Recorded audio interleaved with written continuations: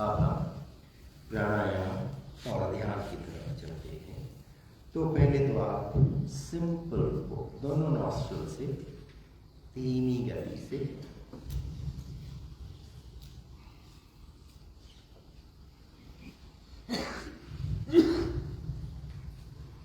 पीठ जितना सीधी होगी उतना अच्छा है।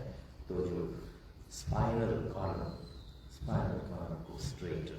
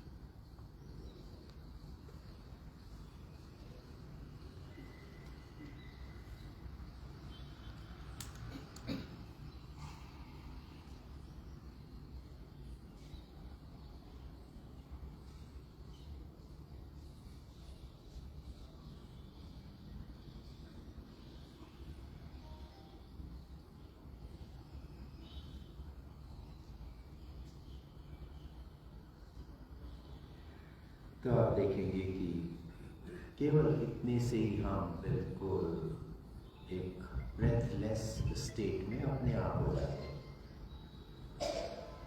हमने सोचा नहीं कि हम सांस को रोकेंगे, लेकिन श्वास अपने आप लगभग रुक जाती है और हम शांत बैठ जाते हैं। मन पर विचार आ भी सकता है और नहीं भी आ सकता, दोनों बातें हैं। यदि आपके कोई भी इशू, उलझन, परेशानी है तो मन अशांत ही रहेगा और वह अशांति हमें दिखाई देगी इस समय। तो इसलिए ध्यान में हमने किसी भी चीज को रोकना नहीं है। जैसा भी मन के ऊपर आने हम उसकी दृष्टा लगातार बने रहेंगे और जो कुछ विचार आए, मतलब मन के ऊपर जो हो रहा है उसको हम दृष्टा भाव से देख रहे हैं। और देखने के बाद हो सकता है हमें कुछ अपने में विचार आए जो मन के ऊपर नहीं है, वो हमारे पास है। तो इस तरह से हमने इस चीज को जानना है।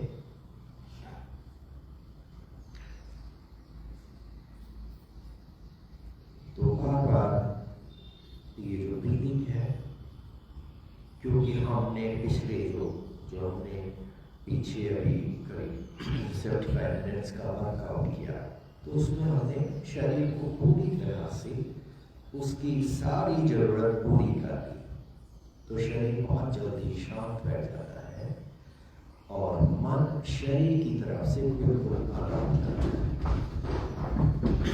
तो इस चीज को हम बिल्कुल एक्सपीरियंस कर सकते हैं इस समय। अपनी तरफ से कुछ ही नहीं सोचेंगे क्योंकि दृष्टा भाव है। हम अपनी तरफ से नहीं सोच रहे हैं, लेकिन हमारे चित्त में जो कुछ भी है और जो वहाँ पर काफी एग्रेसिव मोड में है, तो वो मन के ऊपर हर समय डोमिनेट करेगा और हमें उसको रोकना नहीं चाहिए। अगर हम उसको रोकेंगे तो और भी ज्यादा प्रेशर बनेगा।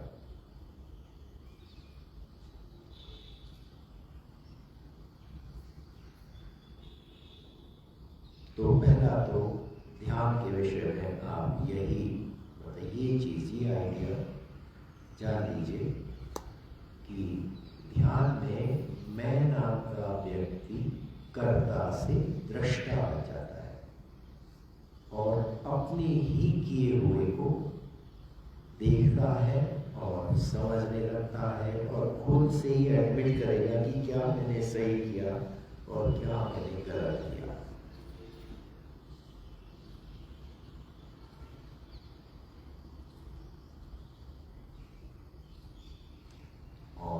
जो भी गलत हुआ हो तो हमें अपने से विचार आएंगे कि मुझे ऐसा नहीं, ऐसा करना चाहिए था। तो ये जो विचार आ रहे हैं, ये ध्यान में हमारे लिए आदेश होते हैं, जो कि हमारी आत्मा हमें दे रही होती है। तो कल हमने डिस्कशन किया था, तो जैसे ही हम अपने चित्त से अपने को अलग कर लेते हैं तो हम वापस आत्मा के साथ बैठ जाते हैं। तब क्योंकि आत्मा के साथ बैठे हैं तो आत्मा के ही विचार हमारे विचार बन जाते हैं।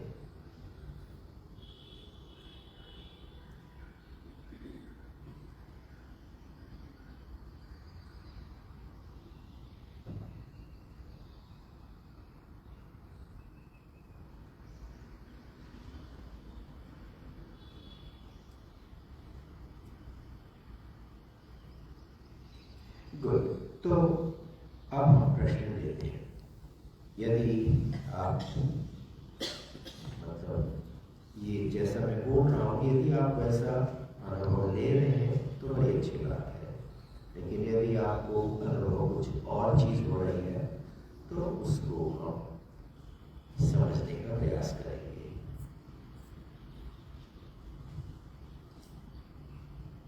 कोई प्रश्न? सभी शांत हैं?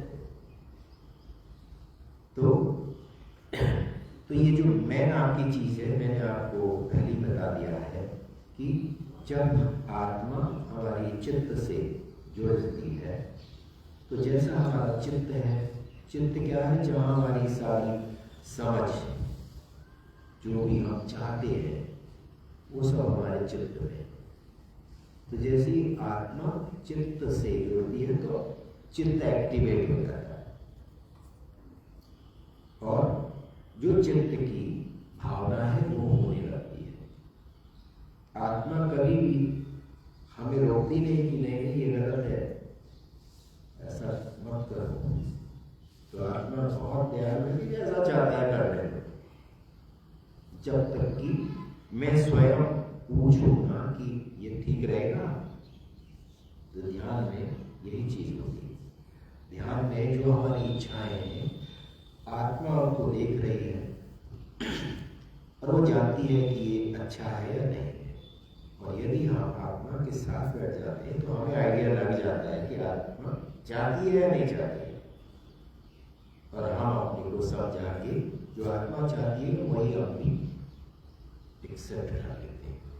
और जो हो चुका है तो जो भी करना है वो तो आसान है, लेकिन जो हो चुका है, जो हम कर चुके हैं, तो उसके बारे में दो ही सॉल्यूशंस हैं। एक तो अगर कुछ हम उसको सुधार सकते हैं तो सुधारना चाहिए, और अगर सुधारने की कोई गुंजाइश नहीं है तो कहा जाता है रिपेंटेंस, पश्चाताप, कि अपने से पश्चाताप कर लिया कि ये गलती हुई है, और अगर किसी के प्रति हुई है तो जो भी हमें माफी मांगनी है या कुछ उसका हमें देना है दंड, तो खुशी से देना चाहिए, ताकि हम उस ये दबाव, ये मतलब कर्मफल, तो कर्मफल कट जाएगा। पश्चाताप कर लिया, और जो भी हम उसके मतलब उसको इवन आउट करने में जो भी है हमने वो भी कर दिया, तो हम उस कर्मफल से मुक्त हो गए। तो इसीलिए आपने देखा होगा चर्च में गिरजाघर में जाते हैं तो वहां पर एक होता है कन्फेशन बॉक्स, और हर चर्च में एक कन्फेशन बॉक्स होगा। अगर आप परेशान हो तो आप वहां बैठो, तो बॉक्स के सामने स्टूल रहता है, वहां बैठ जाएंगे, और पादरी आके अंदर बॉक्स में बैठ, तो भगवान की तरह हो जाते हैं। और ये व्यक्ति अपनी जो भी उसको कन्फेशन करना है तो बताएगा, मेरे साथ ऐसा ऐसा हुआ है और मैं इसमें आपसे राय मांगना चाहता हूं। तो ध्यान यही क्रिया है जहाँ पर हम अपनी ही आत्मा से पूछते हैं और आत्मा हमें गाइड करती है। और जैसे मैं बार बार कह रहा हूँ, आत्मा के विषय में हमें थोड़ा जानना पड़ेगा स्वाध्याय करके। तो स्वाध्याय करने से ईश्वर क्या चाहते हैं, उनकी क्या भावना है, वो चीज जब हमारे पास होती है तब ध्यान और अच्छा होता है। तो इसलिए सत्संग अच्छी बात है, लेकिन उस सत्संग पर मनन और चिंतन दो चीज जरूर होना चाहिए। मनन भी हो और चिंतन भी हो। मनन है कि मन को समझाना है, चिंतन है कि चित्त को शांत करना है। तो चिंतन है जो कि यहाँ हमारे दिमाग में चीज बैठी हुई है, उसको चिंतन से ही हम शांत भी कर सकते हैं, या बदलना है तो बदल भी सकते हैं। मनन क्या है कि जो इंद्रियां, बुद्धि, इसके बीच में जो द्वंद्व रहता है, तो वहां पर वही बात है कि मन के ऊपर देख लो, समझ लो, और अपने से लगा यार नहीं करना चाहिए तो ऑलवेज बुद्धि की आवाज सुनो। तो मनन यही है।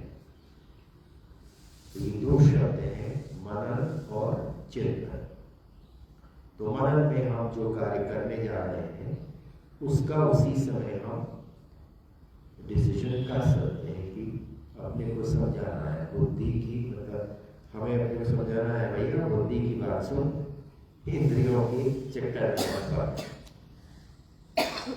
तो इस तरह से तो ये ध्यान का जो विषय है, ध्यान में वास्तव में हमें जबरदस्ती अपने को शांत नहीं करना है। हमने तो बिल्कुल तटस्थ हो जाना, दृष्टा बन जाना। और दृष्टा तो ये योग सूत्र बहुत ही जबरदस्त का है। क्या कहते हैं कि योगस चित्त वृत्ति निरोध, चित्त को शांत रखना योग है। योग का क्या कार्य है? चित्त मतलब दिमाग में जो हमारी इच्छाएं हैं उनको शांत रखो। तो अगर ऐसा करेंगे तो क्या होगा? तदा द्रष्टु स्वरूपी अवस्था, कि अगर हम इन इच्छाओं को शांत रखते हैं तो हम अपने स्वरूप में आ जाते हैं। हमारा स्वरूप क्या है? आत्मा। तो जैसे ही हमने अपने को, तो ध्यान की स्थिति यही है कि हमने अपने को चित्त से अलग कर लिया है, लेकिन चित्त मन के साथ हर समय जुड़ा है। तो चित्त में जो भी खलबली है वो आपके मन के ऊपर हर समय अपना दर्शन कराती रहेगी, और हमने उसको देख देख के समझना है कि अब इसके लिए मुझे क्या करना है, कैसे मैं इस परेशानी को दूर करूं। यदि हम उस परेशानी को आने ही नहीं देंगे, मन के ऊपर जबरदस्ती जो कहा जाता है कि नहीं मन को शांत रखो, मन को शांत रखो, तो मन तो ही अशांत है। अशांत तो चित्त है, और चित्त तभी शांत होगा जब वहां पर जो भी है उसका समाधान मिले। एक बच्चा आपसे जिद कर रहा है तो तभी शांत होगा जब आप उसको या तो समझा देंगे या उसकी इच्छा पूरी कर देंगे, या फिर कोई मिडवे कॉम्प्रोमाइज, चल अच्छा ऐसे कर देते हैं, तब वो चीज शांत हो गई। सो एग्जैक्टली यही ध्यान में होता है, और इसीलिए ध्यान किया गया कि जो भी हमारी, क्योंकि सांसारिक है तो ऐसा तो हो ही नहीं सकता कि हमारी परेशानियां ना हो। हर गृहस्थी, हर सांसारिक व्यक्ति की परेशानी तो होगी होगी, लेकिन हम किस तरह से उनको मतलब झेल सके और जितना हो सके उनसे छुटकारा पा सके। तो मेरा अपना अनुभव यही है, और मैं देखता हूँ कि जो योग सूत्र है उनमें एग्जैक्टली ऐसा ही पूरा डिस्क्रिप्शन है क्रम से। तो इसके बाद मतलब जो प्राणायाम की टेक्निक्स हैं वो सिर्फ इसीलिए है कि हम अपने को बिल्कुल अपनी चित्त से मतलब बाहर करके और मन पर दृष्टा बने रहे। तो चित्त में जो कुछ भी है वो मन पर दिखाई देता है और ध्यान में वो सब दृश्य पूरा बना रहेगा और हम बड़ी तल्लीनता से उसको देखते हैं और हमारे अंदर विचार आते रहेंगे कि कहाँ पर क्या चीज चेंज करनी है, कैसे इसका हल मिलेगा, वो सब। और धीरे धीरे जब चित्त की सारी इच्छाएं हमने एड्रेस कर ली तब हम अपने आप बिल्कुल शुद्ध अवस्था में पहुंच जाएंगे। तो जिस समय जो भी मतलब जरूरी नहीं हर दिन वही होगा, जिस दिन जैसा भी है। और कभी भी ऐसा भी हो सकता है कि कोई बड़ा ब्रिलियंट विचार अपने आप फ्लैश करे और कोई परेशानी नहीं है, लेकिन कोई बड़ा अच्छा विचार आता है कि भाई क्या ऐसा किया जा सकता है। तो ईश्वर की प्रेरणा होती है, आत्मा से प्रेरणा आती है। उन प्रेरणाओं को हमने देखना है कि हमसे क्या सद्कार्य हो सके, क्या अच्छा काम हम कर सकते हैं।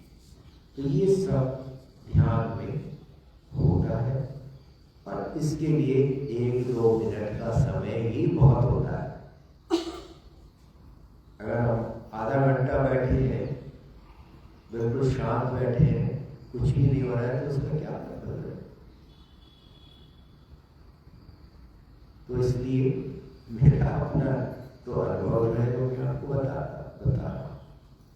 अगर मैं देखता हूं कि बस बिल्कुल तो अच्छा हो कि कोई स्ट्रेस ब्रेन में नहीं है। ध्यान का मुख्य कार्य ये है कि जो भी अड़चन है, परेशानियां हैं, उनका समाधान ध्यान देता है। जैसे ही समाधान मिल गया कर्म करने लगेगा, क्योंकि हमें कर्म करने के लिए भेजा गया, खाली बैठ के ध्यान में नहीं, वो नहीं किया। तो हमें हंसने कर्मण्येवाधिकारस्ते मा फलेषु कदाचन। भगवद गीता उसके योगस्थापुर कर्म, योग में रहकर कर्म करते रहे। संगम त्यक्त्वा तदच्च, मेरा तेरा छोड़ो,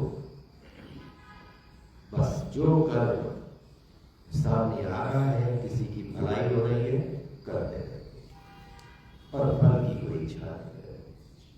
योग सूत्र क्या कहते हैं, ईश्वर कौन है। मुझे ये बड़ा अच्छा लगता है कि भगवान की खोज में मैंने जान तो लो भगवान कौन है। एक बार पोलैंड में एक इस्कॉन का फेस्टिवल चल रहा था और इस्कॉन वाले ये कृष्णा फेस्टिवल करते रहते हैं।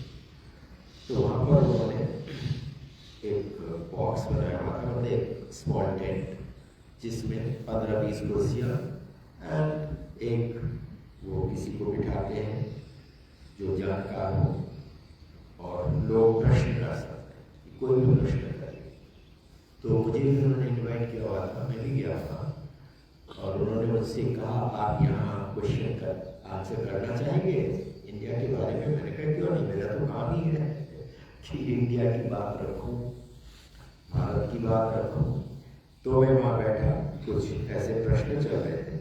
तो एक सज्जन आए, उनका प्रश्न डायरेक्ट था, आप मुझे भगवान से मिला सकते हो,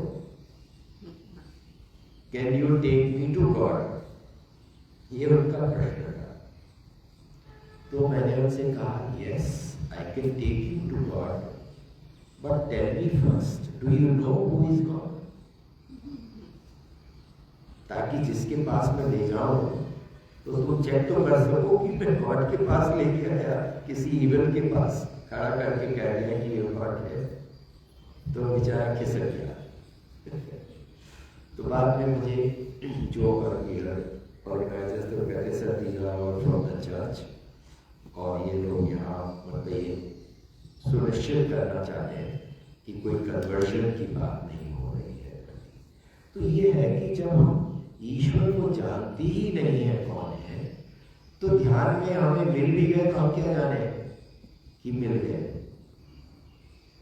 तो योग सूत्र भगवान को डिफाइन कर रहे हैं कि ईश्वर कौन है, और ये पहले ही अध्याय में श्लोक का नंबर सूत्र का नंबर शायद 24 है मेरे ख्याल से, 24-25 ऐसे ही है। तो उसमें कहा है कि पुरुष विशेष ईश्वर, विशिष्ट व्यक्ति ईश्वर है। कैसी विशिष्टता है? विशिष्टता क्या है? स्पेशलिटी क्या है? कि क्लेश कर्म विपाकाशयेन प्राविष्टा, कि वो इतनी चीजों से परावृष्ट, मतलब बिल्कुल फ्री है, उनसे छुटकारा मिला हुआ है इससे। तो कितनी क्या चीजें? 4 चीजें। पहली चीज क्या है? क्लेश। उसके जीवन में कोई भी क्लेश नहीं, सुख दुख सब है, पर मानता नहीं कोई क्लेश है।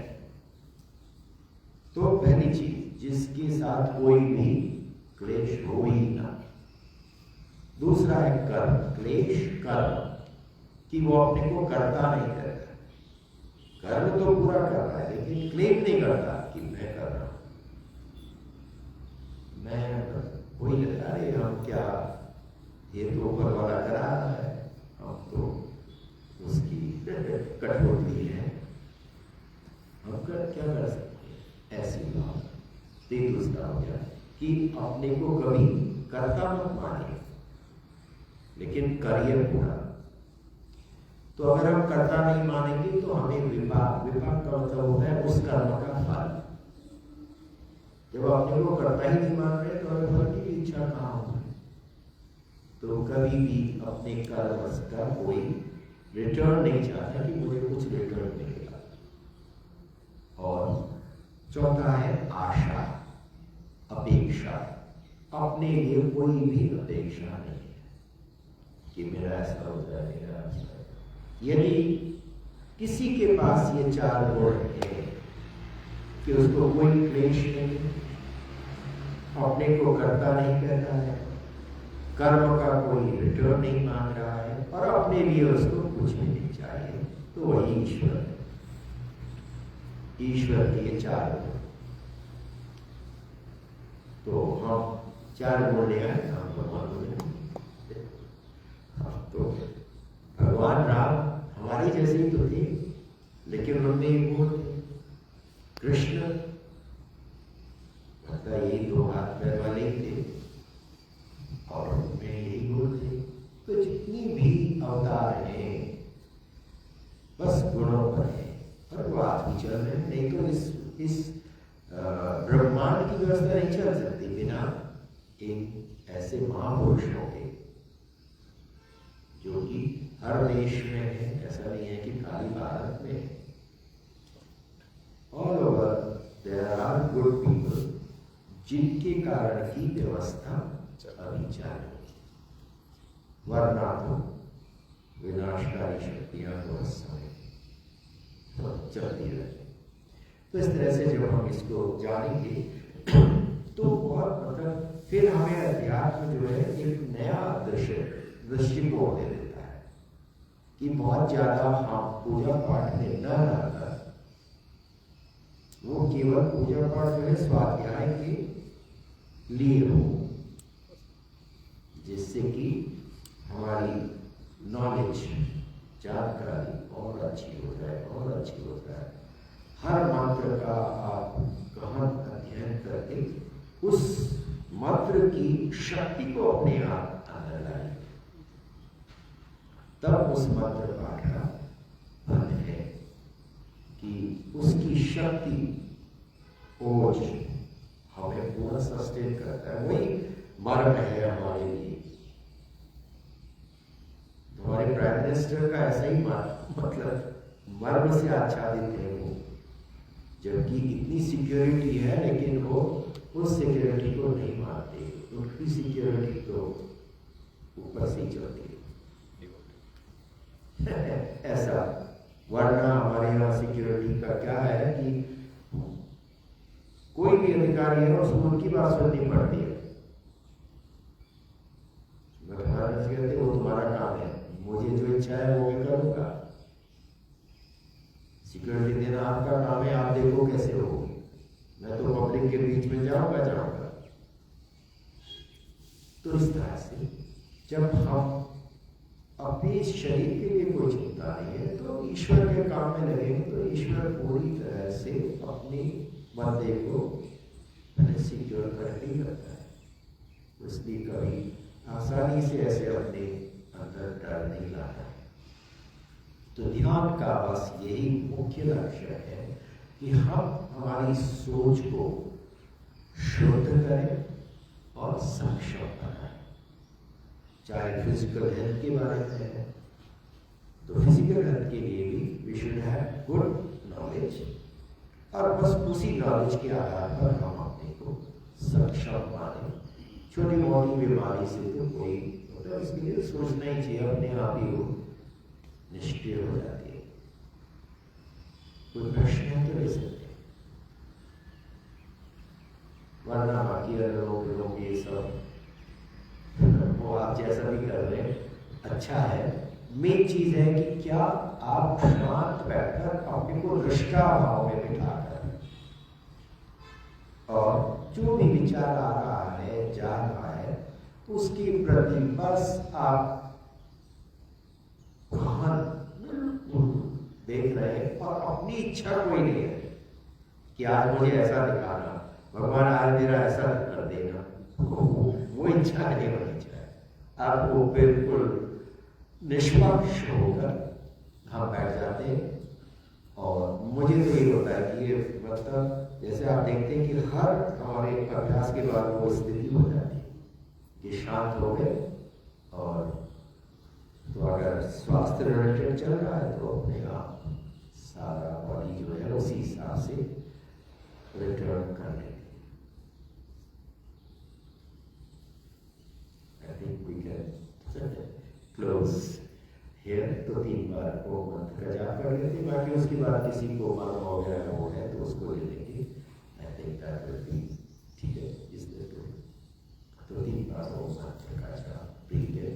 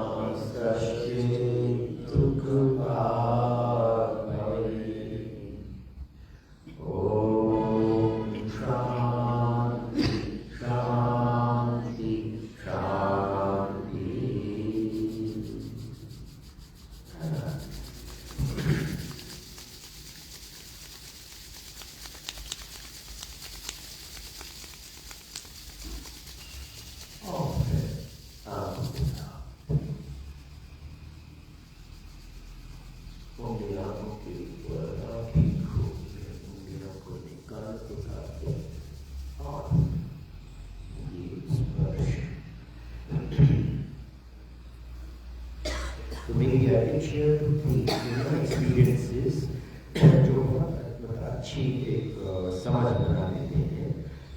ये जो ब्रीदिंग का था, कोविड टाइम पर मेरे एक यूएस के लिए ऑनलाइन क्लास चल रही थी। It was a 60 hours course and it was delivered over weekends. तो सैटरडे संडे मैं यहाँ अपनी शाम को करता था, उनका सुबह 7 to 9। तो उसमें एक हमारे Indian couple, young couple, and he gave me the feedback after I think 4-5 हफ्ते के बाद उसने बोला मुझसे कि सर मैं आपको कुछ फीडबैक दे सकता हूँ आपके कोर्स का। तो उसने बताया कि मैं मैराथन वॉकर हूँ, मैं डेली 10 किलोमीटर्स तो मैं वॉक करता हूँ, and I have this watch जिसमें कि मैं सारे पैरामीटर्स अपडेट करता हूँ। तो उसने कहा कि अब आपकी ब्रीदिंग ये मिलने के बाद मुझे 10 मिनट्स गेन हो गया इन द सेम वॉक, कि जितना अगर वो 47 मिनट्स में करते थे तो अभी 37 मिनट्स में कर रहे हैं। पता इतनी जो बॉडी एनर्जी स्पीड बढ़ गई। And second he said at the same time my heart beat has come down. पहले जैसे हार्ट ज्यादा जाता था तो अभी वो उतना मतलब स्ट्रेस में नहीं आता। It is still comfortable. तो ही सेड कि ये तो पूरा जबरदस्त है। मैंने कहा भाई ये फीडबैक हमारे लिए भी बहुत बढ़िया है कि आप पूरा आपने कैलिब्रेशन किया। और इसी तरह से उनकी वाइफ ने भी अपनी कुछ सिचुएशन बताई थी कि जो जस्ट इस जो मैंने आपको सुबह का सूप गाया दिया। और एक तीसरा, ये तो हमारे इंडियन हो गए, एक तीसरा American, and he is a sports coach, अभी भी हमसे संपर्क में। तो स्पोर्ट्स कोच तो उनका फीडबैक था लास्ट में कि पहला तो था कि आई फाइंड कि for seniors this has helped quite a lot. तो सीनियर्स के लिए उन्होंने कहा कि अब I am able to look after my seniors much better. दूसरा उसने प्रश्न किया कि हम तो माउथ ब्रीथिंग पर हमारे स्पोर्ट्स पर्सन्स को पुश करते हैं कि माउथ ब्रीथिंग करो, आप नेजल ब्रीथिंग पर एम्फसाइज कर रहे हो, तो ये दोनों में से कौन सा बेटर है? तो मैंने कहा भैया ये अच्छा क्वेश्चन पूछा, और मैंने यही बताया कि भाई देखिए nostrils are made only for breathing, mouth तो प्राइमरी तो बोलने और खाने के लिए है, ब्रीदिंग तो एक एक्स्ट्रा, जब नॉस्ट्रल्स की ब्रीदिंग पूरी काम नहीं आ रही तो मुंह से भी सांस सप्लीमेंट हो सकती है। तो यहाँ पर आइदर और का क्वेश्चन नहीं, यहाँ पर है कि breathing has to be from nostrils, और यदि कभी आप इतना बॉडी को यूज कर रहे हो कि नॉस्ट्रल ब्रीदिंग पूरी नहीं सप्लाई कर पा रहा एयर, तो माउथ से सप्लीमेंट हो जाता है। And he was so thrilled. He says, I never thought कि ये दोनों एक साथ हो सकते हैं। फिर हमने कहा ये तो हमने आपको भी खाली एयर की बात करी, और नाक में जो प्राण वाली चीज है, if you don't breathe through nostrils then your brain is not functioning. और कोई भी स्पोर्ट्स में सारा जो स्ट्रेटजी है वो ब्रेन बनाएगा और ब्रेन ही एग्जीक्यूट करेगा। तो अगर नॉस्ट्रल से अगर सांस नहीं ले रहे तो ब्रेन तो काम ही नहीं करेगा। तो इसलिए ही वाज सो थ्रिल्ड, ही से सर इस तरह की तो डिटेल्स कभी कहीं सुनने को नहीं मिली, और अब तो और बढ़िया। तो ये सब चीजें जो है हमारी योग की, किस तरह से विल पावर को हम स्ट्रेंथन करते हैं। एक दो मान लीजिए हमारे सेट डाउन हो गए तो किस तरह से हम स्टिल कीप की आई कैन ओवरकम, इस तरह का ये जो चीज़ पॉजिटिविटी, ये सब चीज़ें मतलब these have more to do with the thoughts, with the individual. इस शरीर में जो मैं नाम की चीज़ है उसको रिकॉग्नाइज करना बहुत जरूरी है कि सारा जो मतलब हमारे विचार हैं, जो हम निर्णय करते हैं, उस निर्णय लेने में बॉडी का रोल बहुत कम लोग हैं जो सोचते हैं कि पहले शरीर से पूछ लो कर पाएगा कि नहीं। तो बहुत सी बात हमें ये भी सोचना चाहिए कि भाई शरीर की भी थोड़ा चिंता करें कि क्या शरीर ने आपको इतना, क्या हमने शरीर को इतना सक्षम रखा हुआ है कि वो हमारी सारी इच्छाओं को पूरा कर ले। इस तरह से इस चीज़ को भी हमें बहुत ध्यान में रखना है कि मैं नाम की चीज़ किस तरह से मैनेज होती है, मैं और जो शरीर है उसका किस तरह से हम मेंटेनेंस करें कि ये हमारी सारी इच्छाओं को चला सके। तो ये शेयर दिस, मतलब पिछले इतने सालों के अनुभव में इतनी सारी चीज़ें हैं जहाँ की बिल्कुल सटीक मतलब दिखा कि कैसे इससे व्यक्ति फटाफट अपने उलझनों से बाहर आ जाता है। Good, so thank you.